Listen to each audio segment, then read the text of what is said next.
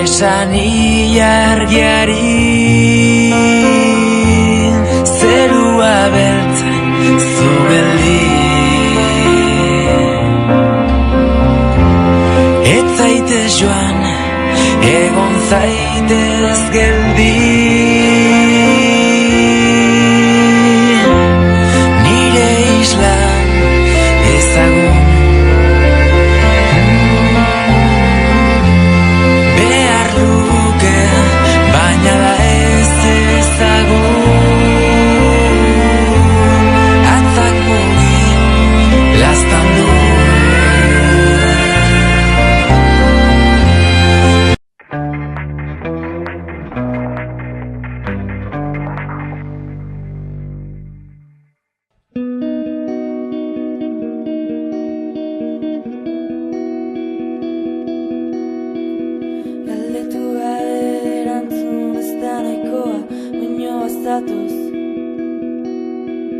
Bertsio asko den aldatu ni ere bai bat gehiago. Egunero pixka bat aztu ean egontan ez osorako.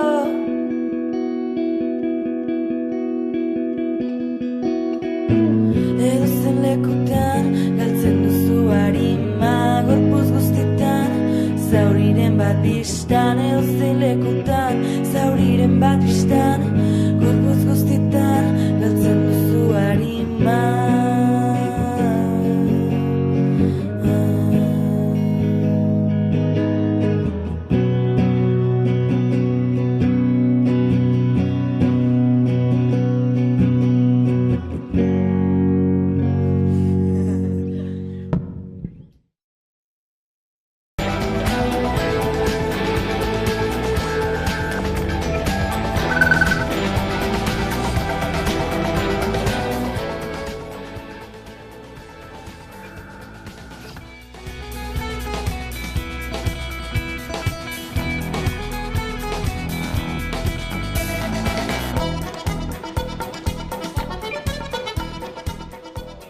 Mikel Zabalza eta Mikel Arregi Espainiako poliziaren biktima bezala ofizialki aitortu ditu Nafarroako gobernuak. Nafarroako gobernuak motibazio politikoko lehen 12 biktimak aitortu ditu. Pauso garrantzitsua eman dela nabarmendu du Ana Oio, Nafarroako gobernuko memoria eta bizikidetza kontseilariak.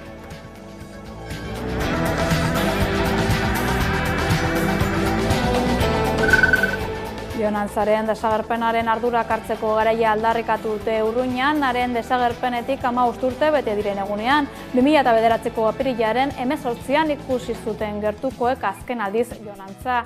Urtebete beranduago agertu zen bere ihotza, gerra zikinaren esku hartzea inork gutxik jarri du zalantzan. 15 urteren ondoren gertatu zenaren buruzko egia jakin gabe jarraitzen dutela adierazi dutearen lagun eta senitartekoek.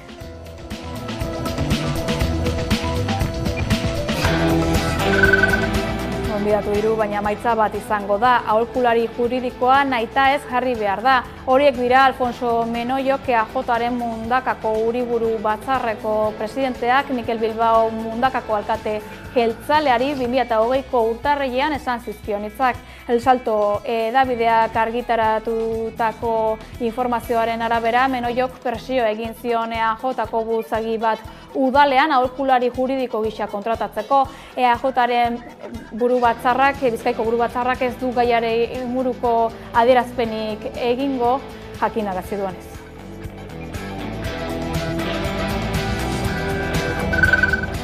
Haserre eta ulertu ezinik agertu dira Gipuzkoako Ene eta Enba nekazarien sindikatuak eta Gipuzkoako baso elkartea azken asteetan baso jabe batzuk jasan dituzten sabotaje ekintzen aurrean. Lurraren altxamenduak mugimenduak joan den astean aldarrikatu zuen 11.000 zuhaitz moztu dituela Azpeitian eta Berangon 9 hektareako zabaleran. Ekintzak krisi ekosozialaren testuinguruan kokatu zuten ohar bidezko komunikatu batean.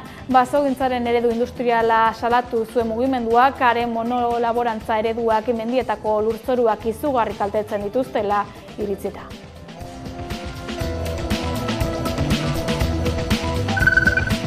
Mohamed Salem argazkilari palestinarrak irabazi du aurten World Press foto saria, irudiak Gazako genozidioa islatzen du. Emakume palestinar bat iloboaren gorpua besarkatzen, horixe da argazkiaren izenburua. Inas Abu Ma'mar 36 urteko emakumea da izeba, eta ark besoetan duen iloba Sali 5 urte baino ez zituen. Khan Yunisko errefuxiatu gunean hil zuten Sali bonbardaketa batean amaren eta aizparekin batera. Israelek Gazan erasoaldia hasi eta 10 egunera ateratakoa da argazkia urriaren 17an Nasser ospitaleko gorputegian. Argazkiak badu barnea hartzen duen beste istorio bat ere. Mohamed Salemek oso garai berezian atera zuen argazkia, aita izan berria zen.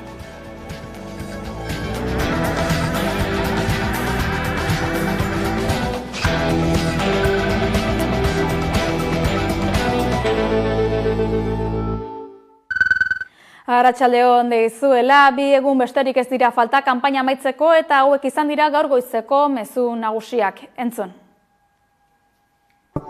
Osakidetza izan du hizpide EH Bilduk kanpainaren azken aurreko egunean. Rebeka Ubera EH Bilduren hautagaiak kritika egin dio orain arteko Osakidetzaren kudeaketari eta konpromiso hartu du hauteskundeen ostean osasun sistema publikoa indartzen jarraituko dutela. Hitz-hutzetatik haratago, gure konpromisoa adierazi nahi dizuegu gure eguneroko lanarekin. Hori da gure konpromisoa zuekin. Gure eguneroko lana osasun sistema publikoa eraikitzeko. Eta orain arte aritu gara kontentzio lanetan. Baina hemendik aurrera premiazkoa da kontentzio lanetatik berreraikitze lanetara pasatzea. Forum Europan izan da Imanol Pradales EAJaren lehendakari gaia. Lurraldearen etorkizunerako dituen ikuspegiak eta proposamenak eman ditu ezagutzera. Euskadiri guztiontzako hobea izango den etorkizuna eraikitzea proposatzen diot. Promesa faltsurik gabe, akordioak erdigunean jarriz. 1979ko Gernikako Estatutuaren adostasuna zabaltzen duen akordio politiko berria lortu nahiko genuke, gure egungo autogobernua eguneratuz, zabalduz eta hobetuz. Alderdi Sozialista ezkerreko erreferentzia bakar gisa aldarrikatu da Gasteizen egin duen agerraldian, Aroa Gilete Arabako zerrendaburuak Maider Etxebarria Gasteizko alkatea izan du alboan. Euskadiko Alderdi Sozialista da benetako ezkerraren erreferentzia bakarra. Ezker arduratsua, aktiboa, plurala, berdintasunezkoa, aurrerakoia, gobernoi egonkortasuna ematen diena. Leioan izan da Sumar. Handekalarreak Sumarrentzako botoa eskatu du hurrengo igandeko bozketan.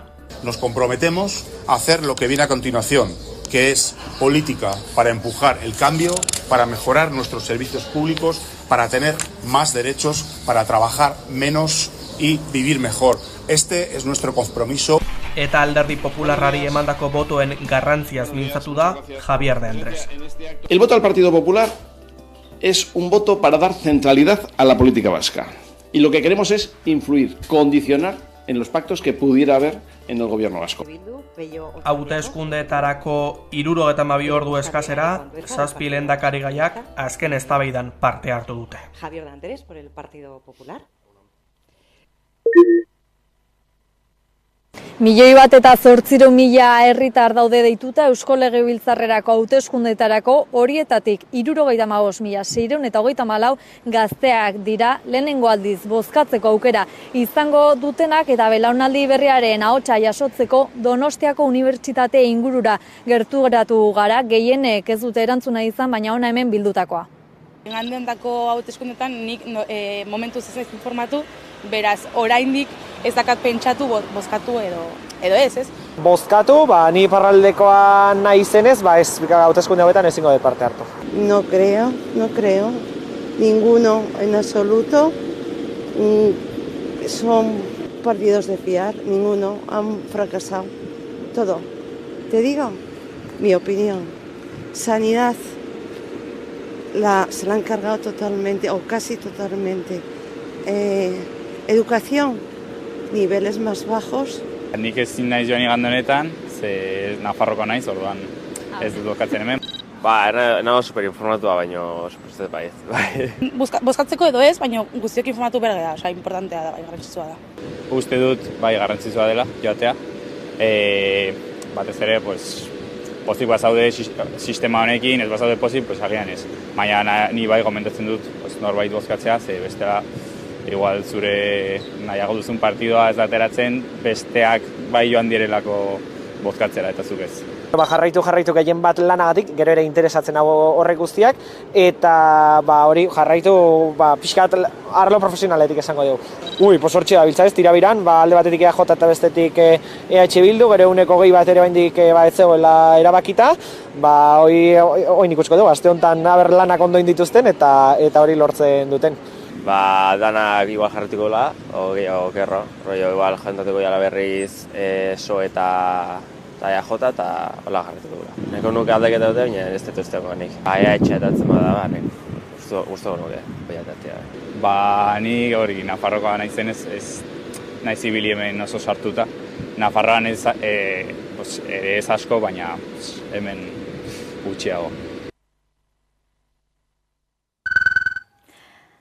Eusko Legebiltzarreko hauteskundetarako botoa posta bidez eman nahi dutenentzat, adibili, gaur 8:30 amaituko da posta bidezko botoa emateko aukera.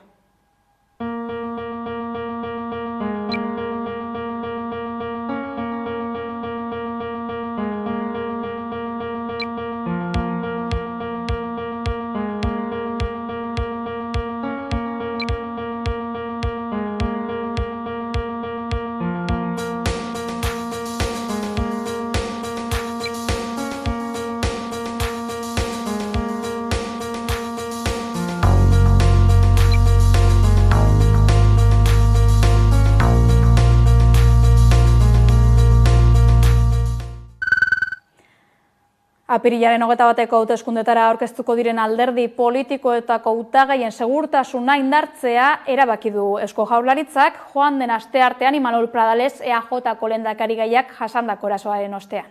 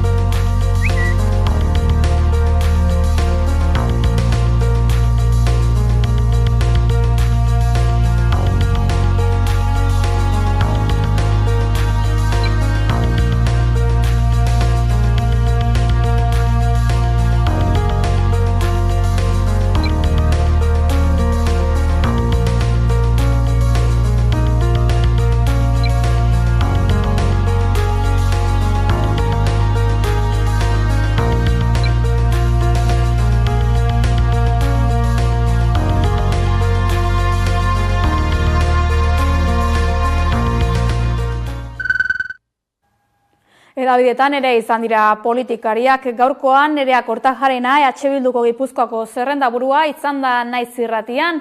Beldurretan asmen diskurtsoen aurrean EH Bildu herritarrei begira dagoela nabarmendu du Kortajarenak.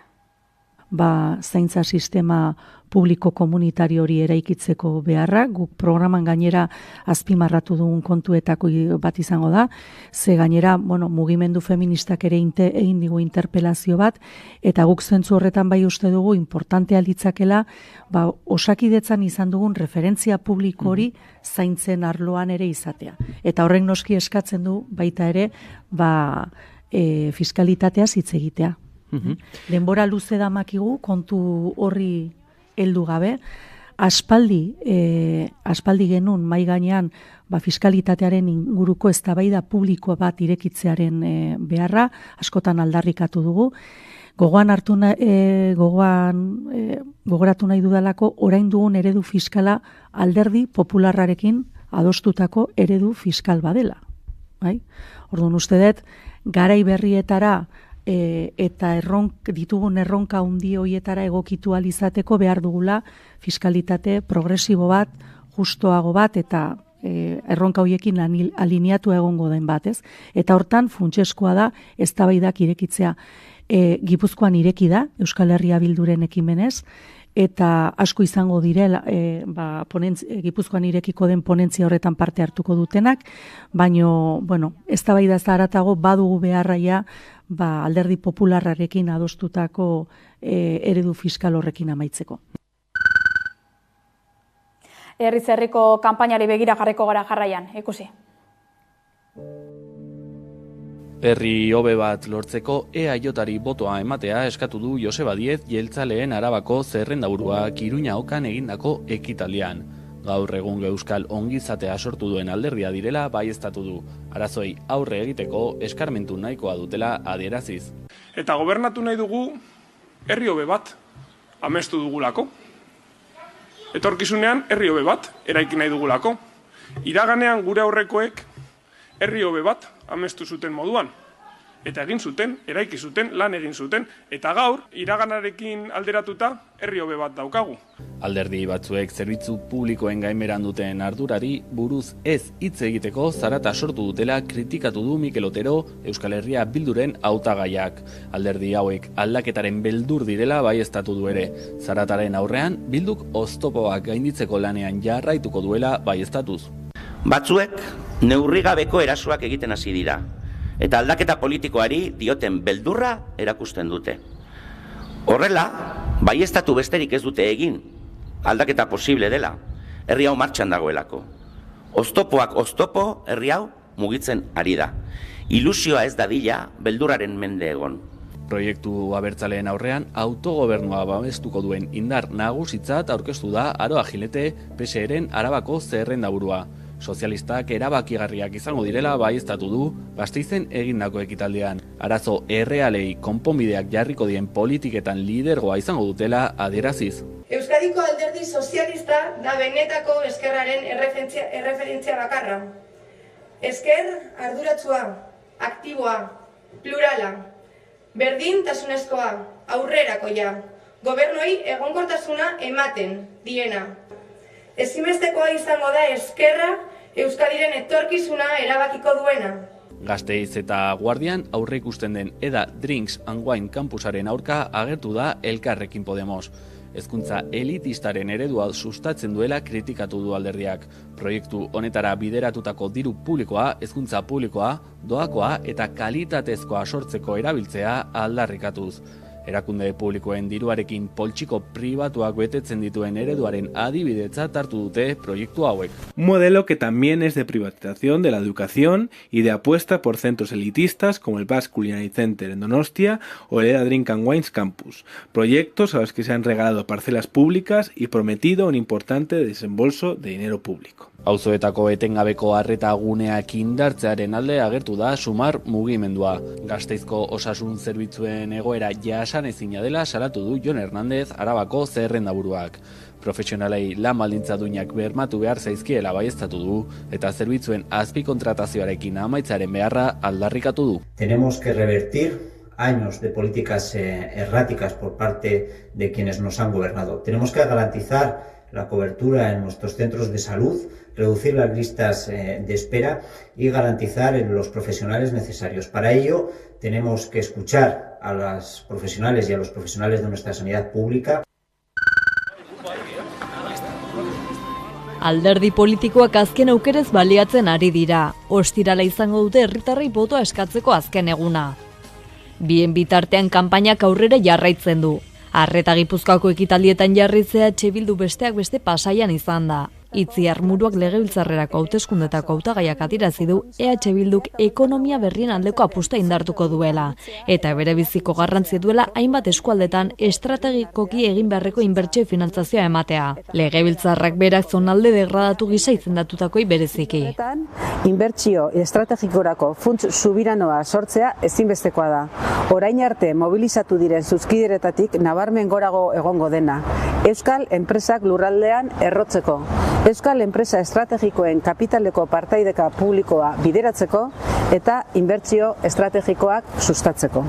Ekonomia hizpide PPek ere agerraldia egin du Donostian, konpromisoa adierazi nahi izan diete enpresari eta autonomoei. Por ello, proponemos, entre otras cosas, en nuestro programa, bonificaciones en la seguridad social para autónomos a aquellos jóvenes menores de 30 años que decidan emprender su negocio.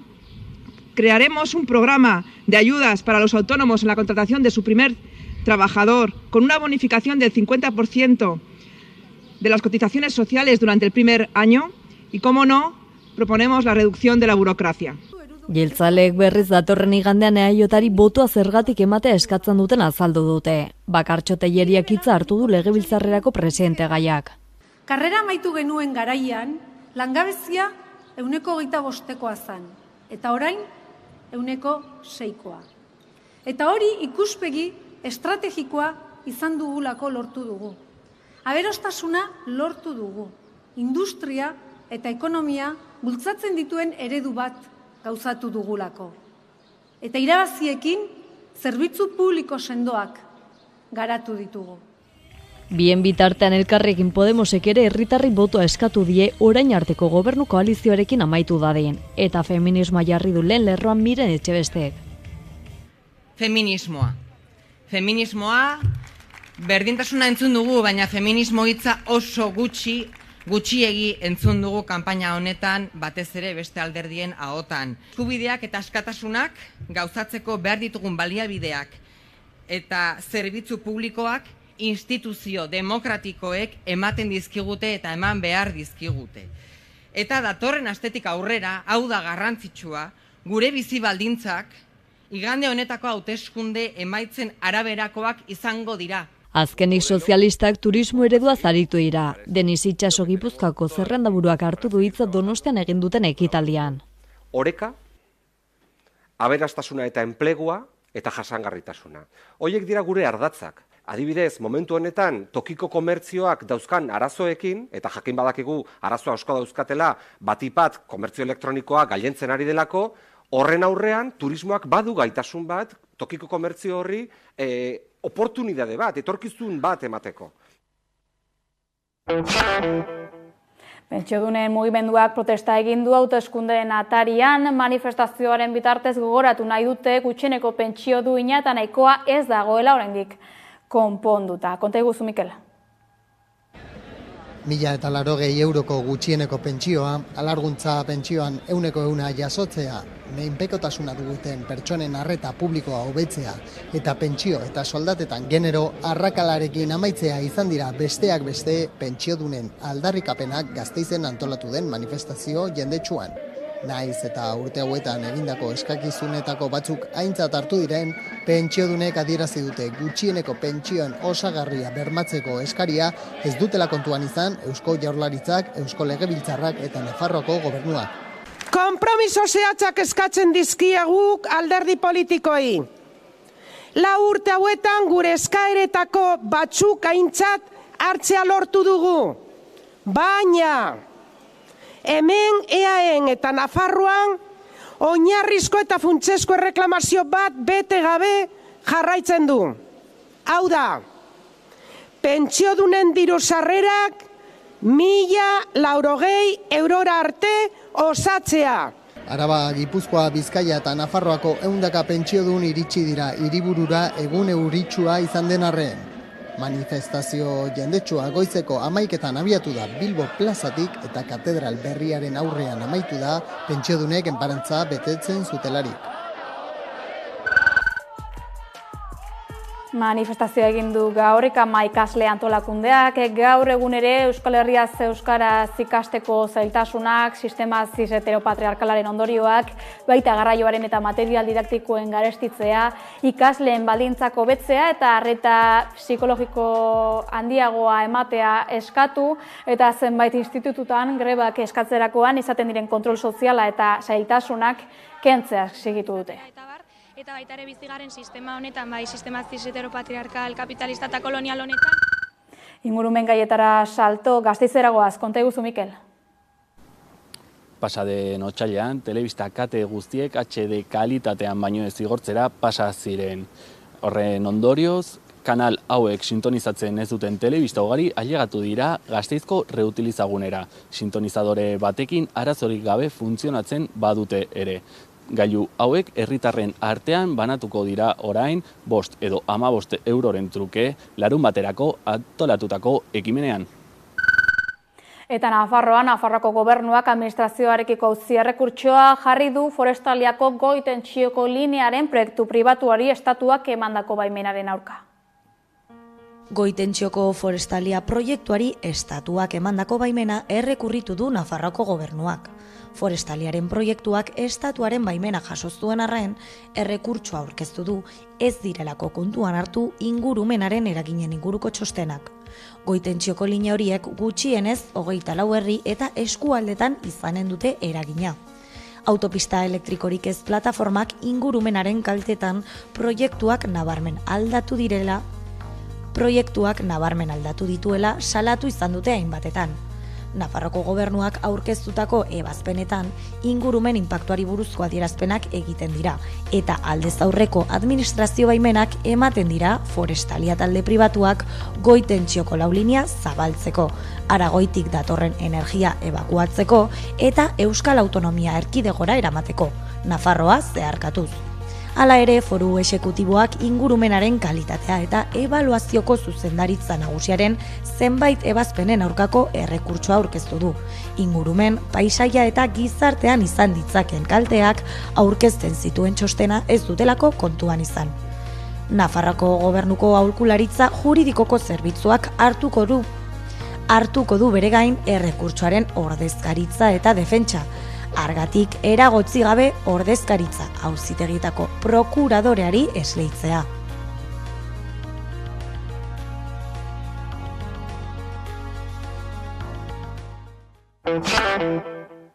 Aldaketarako borroka politiko, sozial eta sindikala elaren aldarria maiatzaren lehenerako. Bilbon aurkeztu dutelako idazkari nagusi Mitxel Akuntzak eta sindikatuko exekutibako kide Ane Zelaiak aurtengo maiatzaren lehena antolatu, borrokatu, irabazi lelo hartuta egingo dena. Elak antolatu, borrokatu, irabazi lelopean ekingo dio aurtengo maiatzaren lehenari 11 Gurutze plazan antolatu duten manifestazioan. Egoera sozioekonomikoa laburbiltzen duten 4 gai azpimarratu dituzte. Enpresen etekinen hazkundea, langileen lanbaldintzen eta bizibalditzen okertzea, gobernuen konplizitatea eta ezker instituzionalaren oposizio eta proposamen alternatiborik eza. Ildo horretan Paskualek honako hau azpimarratu du. Lorpen sindikalak eta lanbaldintzen hobetzeak ez datozela ez elkarrizketa sozialetik, ez ere parte hartze instituzionaletik, baizik eta borroka sindikaletik eta lan zentroetik antolatzetik, eta hori izango da maiatzaren lehenean ere aldarrikatuko dugun gai bat. Nafarroako koordinatzaileak gogorarazi du Nafarroako gobernuak eta EH Bilduk onartutako azken erreforma fiskalaren edukiak UPNren oniritzia jaso zuela.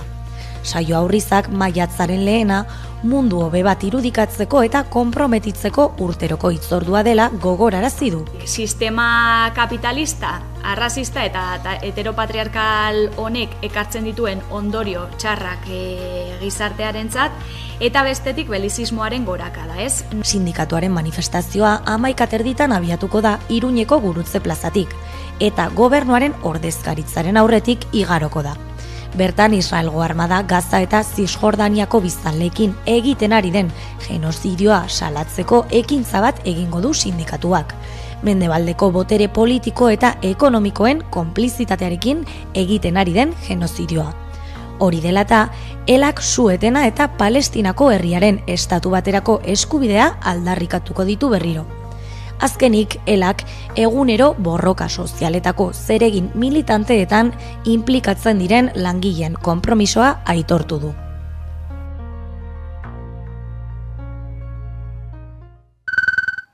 Eta Bilbon jarraituz Euskal Herriko zerbitzu publikoen egoera onartezina dela salatu du gaur LAB sindikatuak.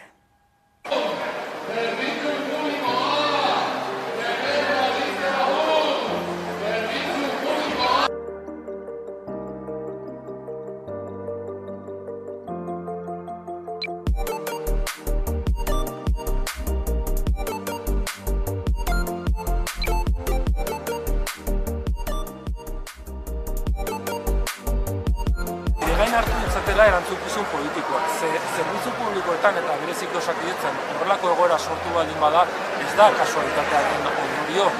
Hemen egon dira politika publiko batzuk oso murritzak zerbitzu publikoen garapenari dagokionean eta pribatizatzaileak ere izan diren politika publiko batzuk.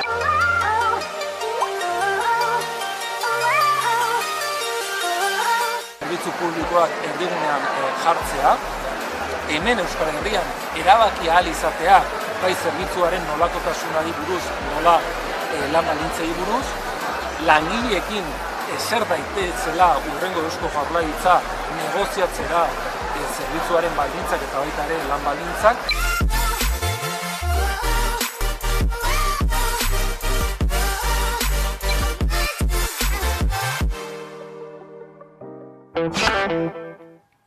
Eta ikusentzunezkoetan Gaizka Ezagirre, Pantaiak Euskarazteko kidea dugu pantailaren beste aldean. Kaixo Gaizka?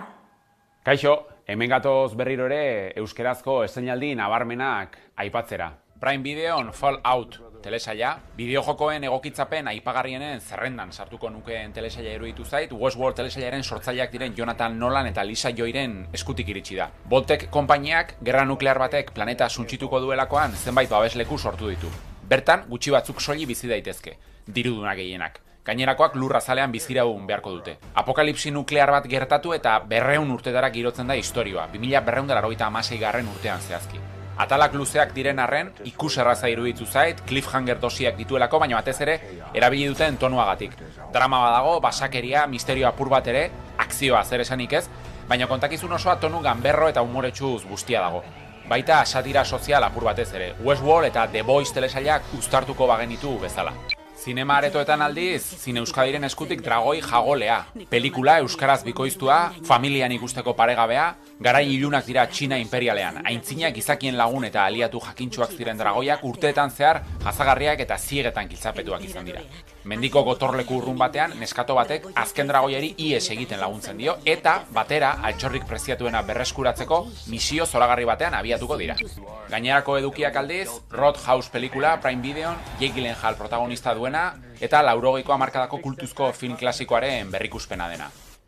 Netflixen Malko fabrikatzailea pelikula italiarra, umezurtegi batean haurtzaro zail bat elkarrekin igaro ondoren Nika eta Rigel elkarrekin adoptatuko dituzte, baina konturatuko dira ustekabeko sentimendu geldiezin batek lotzen dituela.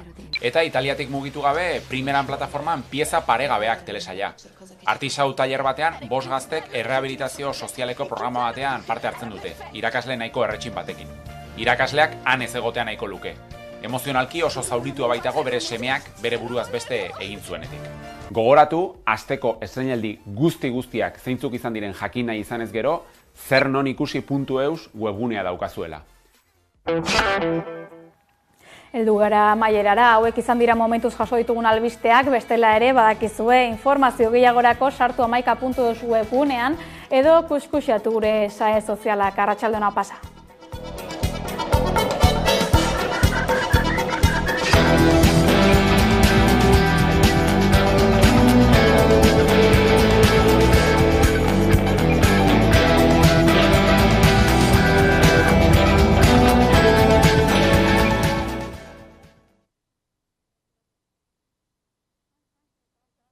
Hau ilargia da, hau argiaren abiaduran bidaiatzea, eta oso gizon argia. Zergatik diogun hori? Argi eta garbi esan da orain Euskaltelen argia eskaintzea erabaki dugulako. Baina